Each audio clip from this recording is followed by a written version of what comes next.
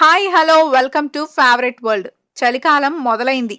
వేసుకునే దుస్తులతో పాటు తీసుకునే ఆహారం విషయంలో కూడా కొన్ని జాగ్రత్తలు పాటించాలి. ఈ కాలంలో జలుబు, రొంప, దగ్గు తరచూ వేధిస్తూ ఉంటాయి. కాబట్టి ఏ ఏ ఆహార పదార్థాలను తీసుకోవడం ద్వారా వీటి నుంచి దూరంగా ఉండొచ్చో చూద్దాం. పసుపు.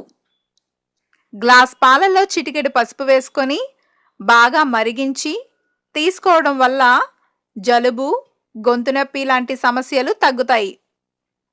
దాల్చిన చెక్క. ఇది జీర్ణక్రియను వేగవంతం చేసి శరీరాన్ని వెచ్చగా ఉంచుతుంది. కాబట్టి టీ, కాఫీ, గ్రీన్ టీ తయారీలో కొద్దిగా దాల్చిన చెక్క పొడి వేసుకొని తాగితే మంచిది. గుడ్లు. వీటిలోని పోషకాలు శరీరానికి శక్తినిస్తాయి. మాంసకృత్తులు, ఖనిజాలు అధికంగా ఉండటం వలన ఇవి రోగనిరోధక శక్తిని పెంచుతాయి. మిరియాలు.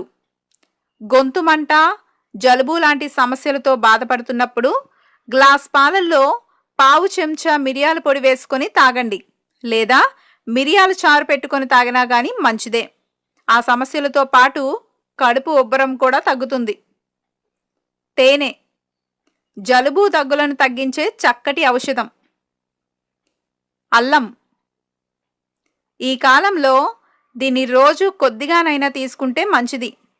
కడుపు ఉబ్బరం తగ్గడమే కాకుండా జలుబు, దగ్గు లాంటి సమస్యలను అదుపులో ఉంచుతుంది.